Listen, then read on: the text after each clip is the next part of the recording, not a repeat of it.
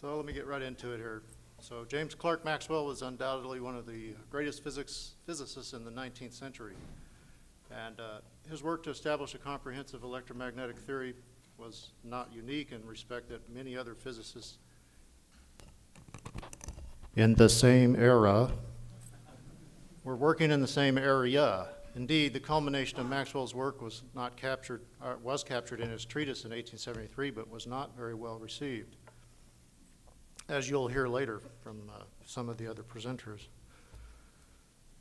In fact, had it not been for the interest of Hertz, Heaviside, Gibbs, Fitzgerald, and Lodge, Maxwell's work would probably have been ignored and relegated to back shelves. Fortunately, and no doubt much to the dismay of many of us in this room who have suffered through university courses in electromagnetics, the equations known today as Maxwell's survived the test of time. The form that we all know and love today succinctly and elegantly describe interrelationships between electric and magnetic fields and the sources of those fields, charges and motions of those charges. But it wasn't always this way. At the same time Maxwell was working through a series of publications on theory, multiple theories also were circulated in the scientific community, among them Weber's theory based on action at a distance, the heavy Germans.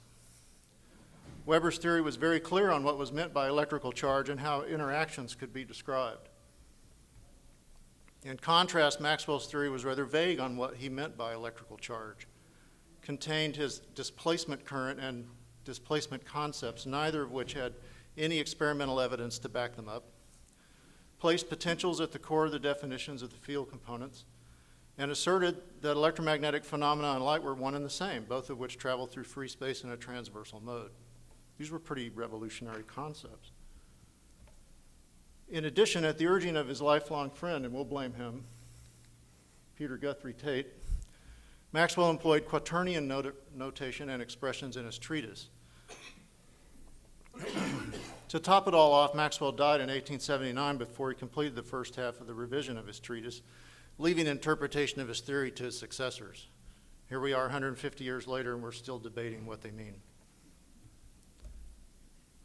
Maxwell started his work by reading everything Faraday had written on electromagnetic phenomena. In fact, he told William Thomson, who was a close friend and mentor at that time, that was what he would do as he began to study. As soon as he graduated, he launched into this work, and the very first thing he did was he got everything Faraday had published on the topic and read it from cover to cover. Only after he had done that did he then start looking at other sources of information. In his first paper on Faraday's lines of force, published in 1855 at the age of 24, a year after his graduation from Cambridge, he proceeded in the first part of this paper to create the geometrical description of Faraday's field concepts using fine tubes of variable section carrying an incompressible fluid.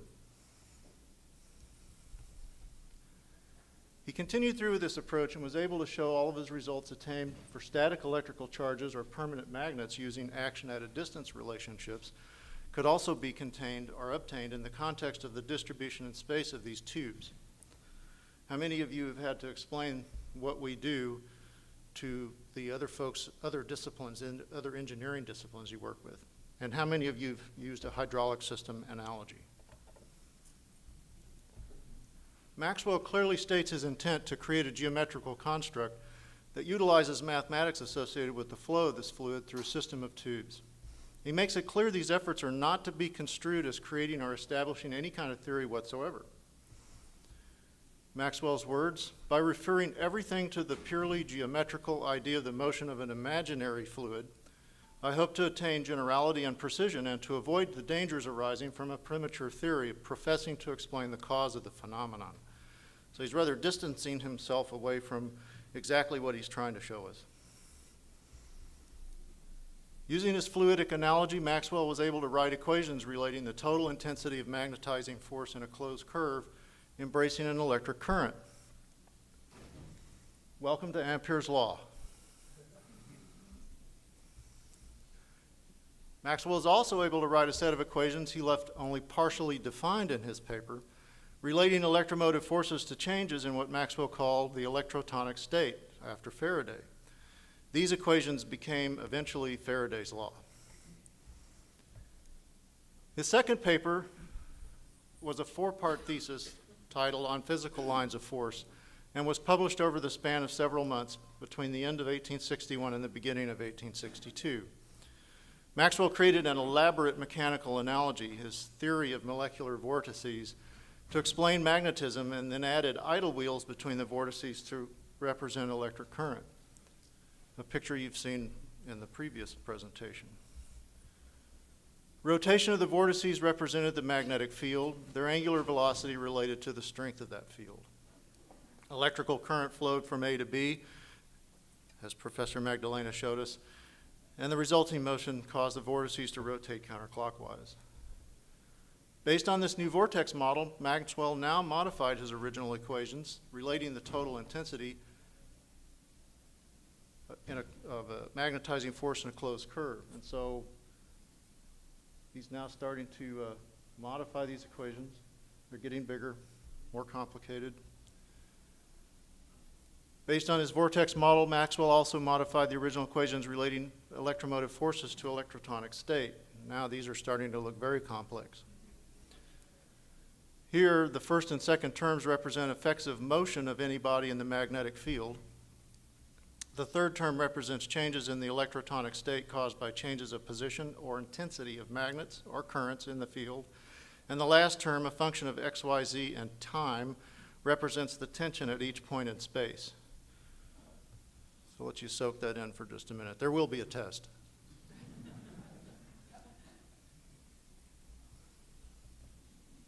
The mechanical construct of the first 2 parts of Maxwell's second paper had several problems, perhaps the most notable the fact that it was not supposed to reflect reality. And here's Maxwell distancing himself again from his very impressive work. The conception of a particle having its motion connected with that of a vortex by perfect rolling contact may appear somewhat awkward. I do not bring it forward as a mode of connection existing in nature, or even as that which I would willingly assent to as an electrical hypothesis. It is, however, a mode of connection which is mechanically conceivable and easily investigated, and it serves to bring out the actual mechanical connections between the known electromagnetic phenomenon. So that I venture to say anyone who understands the provisional and temporary character of this hypothesis will find himself rather helped than hindered by it in his search after the true interpretation of the phenomena. You have to keep in mind that at the time that Maxwell was doing all of this research and all of this work, that no one knew anything about electrons. They knew nothing about, they had no clue what charge was, but everything was couched in terms of mechanical systems. And so in order for Maxwell to stay alive in the academic circles, he had to work within what was accepted by the academic circles, mechanical analogy. Hence, we see a mechanical model of electromagnetics. Additional problems with this approach were related to questions regarding the ability of fluid surfaces to exert tangential forces and the resolution of losses associated with shear stresses that would consume some of the magnetic field energy. Maxwell wanted to extend the scope of this theory to address electrostatics, rivaling the comprehensive treatment of Weber's action at a distance alternative in his Elektrodynamisches Messbestimmungen. He realized he had to address the physical problems in the first 2 parts of the paper. He reasoned that the mechanical system created could exhibit elasticity in the same fashion that ether must exhibit elasticity to allow for the transmission of light. So there's a light turning on in Maxwell's head, that there's a relationship here. From this point, Maxwell then established that stress in the mechanical system would cause a physical displacement of the vortices. There's that word. This concept effectively removes the dissipation of magnetic field energy caused by shear stress. Thus, the displacement current term we all know and love was introduced into Faraday's law. It is most important to note Maxwell's addition of the displacement of electricity in these equations was for the purpose of extending his molecular vortices concept to encompass the known characteristics of electrostatics.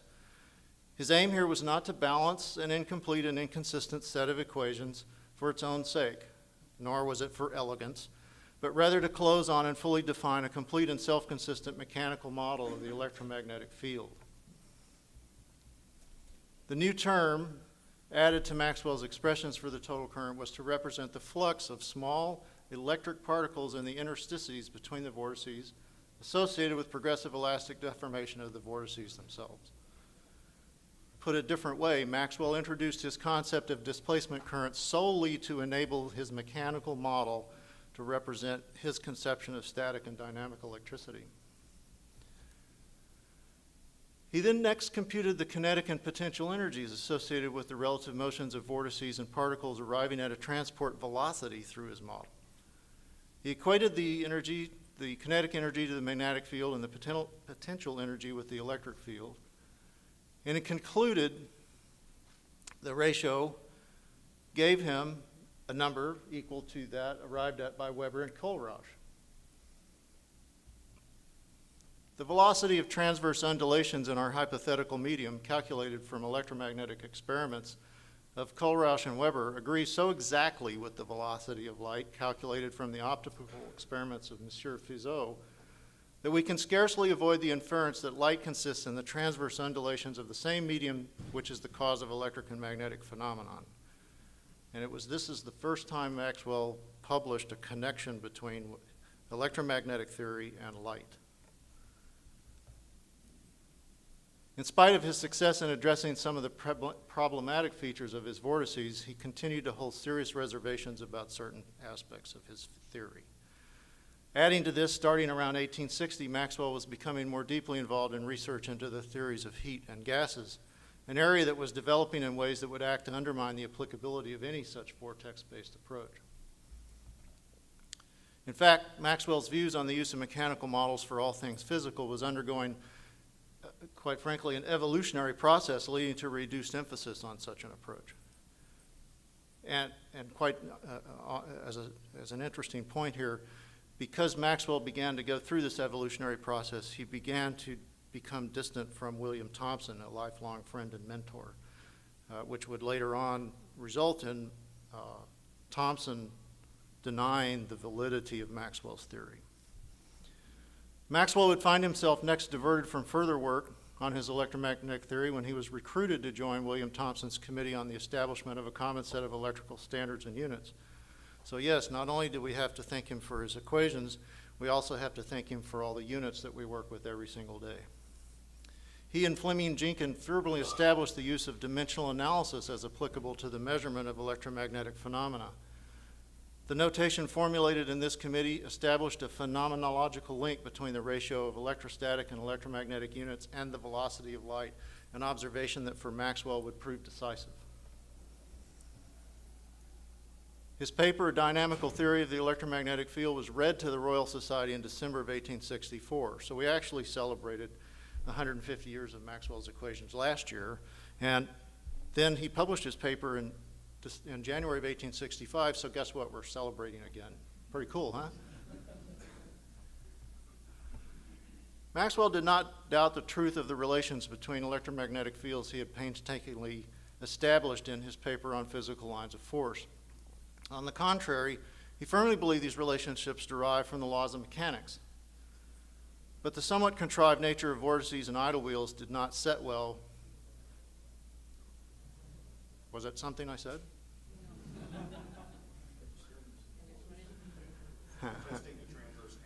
There you go. To add to this, in Maxwell's mind, the velocity of light could not possibly depend on the shape of vortices or on their properties of elasticity. His words again, thus then we are led to the conception of a complicated mechanism capable of a vast variety of motion, but at the same time so connected that the motion of one part depends, according to definite relations, on the motion of other parts. These motions being communicated by forces arising from relative displacement of the connected parts in virtue of their elasticity. Wow, that's a mouthful of words. Such a mechanism must be subject to the general laws of dynamics, and we ought to be able to work out all the consequences of its motion, provided we know the form and relation between the motions of these parts. I swear it's not me. Based on the work of Thomson and Helmholtz in energy transport and utilizing Lagrangian mathematics to capture the dynamics of his complicated mechanism, Maxwell was able to show a direct connection between the momentum of his theory and Faraday's electrotonic state, and ultimately to reformulate his theory into the electromagnetic theory rather than an electromechanical one. With the basis firmly established, Maxwell then introduced his mathematical theory as follows. The next part of the paper is devoted to the mathematical expression of the electromagnetic quantities referred to each point in the field, and to the establishment of the general equations of the electromagnetic field, which express the relations between these quantities. We should dwell on these words for just a moment. Maxwell wanted to write a set of equations that told what exactly was happening at each and every point in space right now, not what is happening over here because of what happened over there. And that is indeed what he accomplished, and we're going to come back to that concept here in a little bit. The quantities which enter into these equations are electric currents by conduction, displacement, total currents, magnetic forces, and so forth. So let me summarize by saying we have 20 equations in all. How many people knew there were 20 Maxwell's equations? 3. That's good. Maxwell describes his equations as follows. I'm not going to try to read this. I think you have the charts. Do they get the copies of the charts? All right. So first line, the relation between electric displacement, true conduction, and the total current compounded of both. So even in Maxwell's own words, he's not recognizing electric displacement as a true current. And I'll let you read through these for just a moment.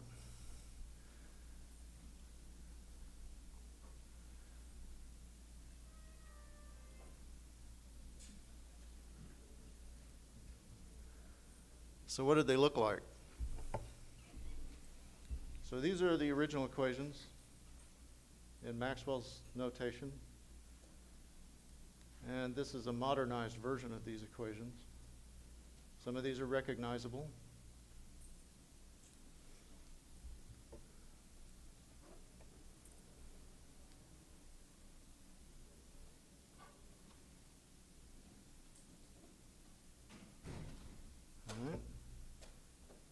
The foregoing equations can be combined to yield something more familiar to us. I think all of us have known and recognized these, except for one thing. Notice that negative sign right there. We're going to talk about that negative sign. That was an error on Mr. Maxwell's part. In speaking of the energy of the field, however, I wish to be understood literally. All energy is the same as mechanical energy, whether it exists in the form of motion or in that of elasticity or in any other form. The energy in electromagnetic phenomena is mechanical energy. The only question is, where does it reside? In our theory, it resides in the electromagnetic field, in the space surrounding the electrified and magnetic bodies, as well as in those bodies themselves, and is in two different forms, which may be described without hypothesis as magnetic polarization and electric polarization, or, according to a very probable hypothesis, as the motion and the strain of one and the same medium. Maxwell applied this new set of equations to the foundational theory of light. Maxwell, at this point in his abstract, makes some very strong assertive statements. At the outset of the paper, the dynamical theory of the electromagnetic field borrowed from the undulatory theory of light the use of its luminiferous medium.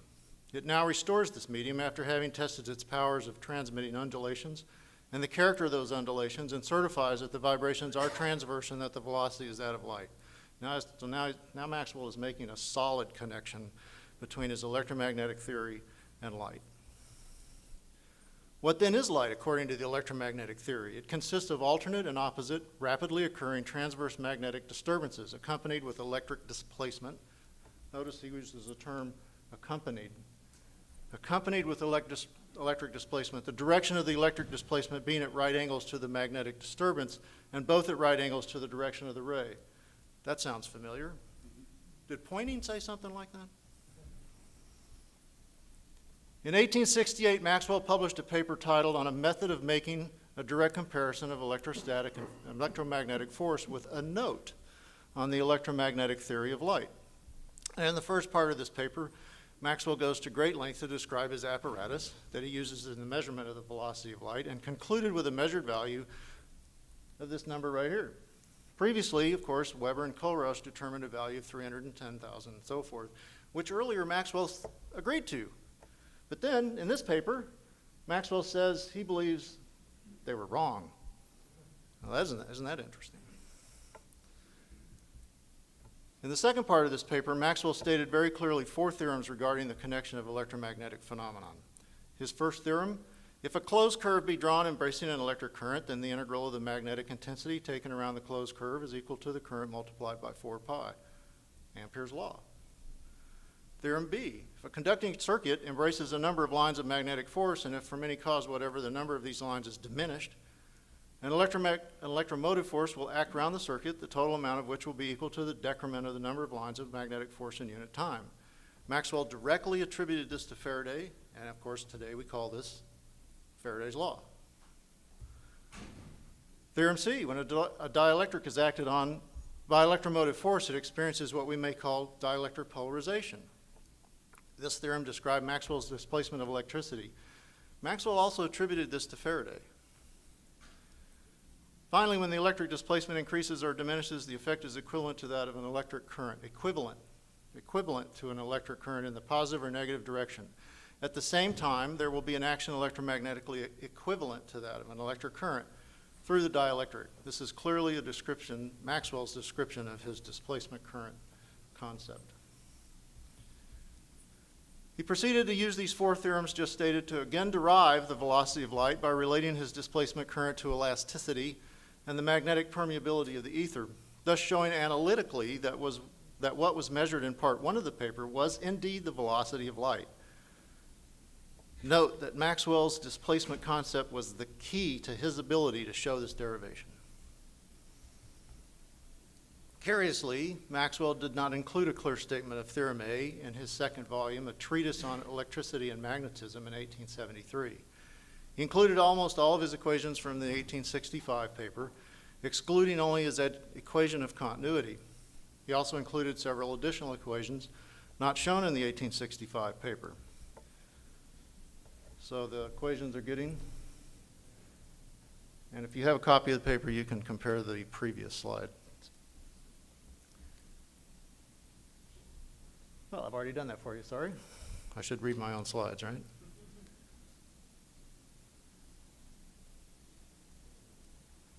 So you can see there's a lot of similarity there.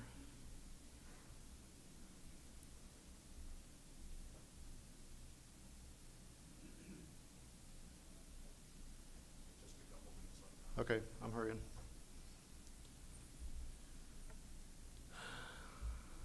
Skip on through this. I know you guys memorized all that, right? There was a very important correction of the sign associated with charge density in equation G. In 1865, charge was equal to the negative divergence, Maxwell called this convergence, of the conduction currents. This was inconsistent with Maxwell's own theory of electrical charge and was in fact in direct contravention of Faraday's concept of electrical charge. In other words, it was a mistake. But he did it intentionally. The sign reversal here made Maxwell's equations for total currents incompatible with his equations for free electricity and for continuity. Maxwell was wrestling with the dilemma of his reformulation of Ampere's law requiring the displacement vector to point away from the positive charge versus his viewpoint of charge being caused by the field, requiring the displacement point to point towards the positive charge. He finally resolved this in his treatise in 1873 and essentially reinterpreted the relationship between what he thought of as electricity and what he thought of as charge. In effect, he completely rejected the idea of primitive or microscopic charge carriers. In other words, you would never have convinced Maxwell there was something called an electron that had negative charge on it. He identified charge as a discontinuity in electrical stress at a dielectric conductor boundary. This stress could easily relax in a conductor but not in a non-conductor. Mathematically, the discontinuity or surface charge was represented by the inner product. Well, you don't need to know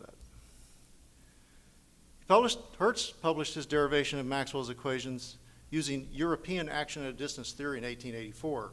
Heaviside published his reformulation of Maxwell's equations in several papers between 85 and 87. Hertz, however, graciously gave Heaviside the priority. Pretty nice considering that Hertz did it first. Hertz Heaviside equations. These are starting to look more familiar. Here they are in modern terms. These have been known as the Maxwell Heaviside equations, sometimes as Heaviside's equations. Einstein at first referred to them as the Maxwell-Hertz equations. But in 1940, Einstein referred to them simply as Maxwell's equations in his article. Today, most texts on electromagnetic theory will contain basic forms of the electromagnetic equations we know and love as Maxwell's equations, and that were so called by Einstein. Generally, the theory is developed at the undergraduate level without the use of relativistic effects. However, those of us who've suffered through some physics classes would beg to differ with the implication of relativity.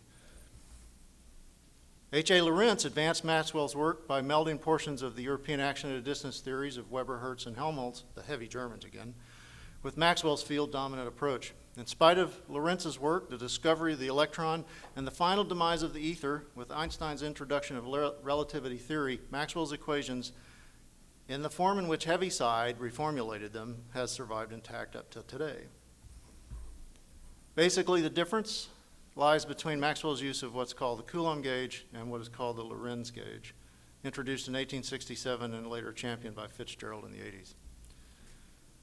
So I'm going to skip ahead because we're running out of time.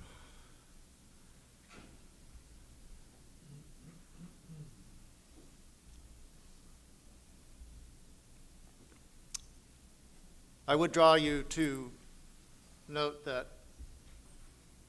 displacement current is, in my opinion, and in the opinion of many other people, not a true current. And that opinion is shared by illustrious individuals such as John David Jackson, Sergei Shelkinov, and Oleg Jefamenko actually wrote specific equations to show the direct relationship between charges and currents. And it's clearly stated that neither field creates or causes the other. So we don't have electric fields begetting magnetic fields, begetting electric fields, begetting magnetic fields. It doesn't happen. Charge and current are the true sources of these fields, and Jefamenko's equations clearly state that. So I would urge you to go out and check it out. Go out and go to the web, Google, I know that's a verb now, right? Google Jefamenko and do some research. Find out for yourself what he said. Go to Jackson's third edition of his text. He specifically references Jefamenko's equations. Very interesting work and very important to what we do. So all this is really good. I would like to say, what does it mean to me? Well, I don't think there's a day passes that any of us don't actually try to apply Maxwell's equations in some form or another. In fact, I don't think we wouldn't have a job if we didn't do that. So we are truly the disciples of Maxwell. Maxwell's equations are, in fact, what we do. Without them, we'd have no clue what we're doing. We wouldn't have a job. It is our job, right? So they're our heart and soul of our discipline. Thank you, James Clerk Maxwell.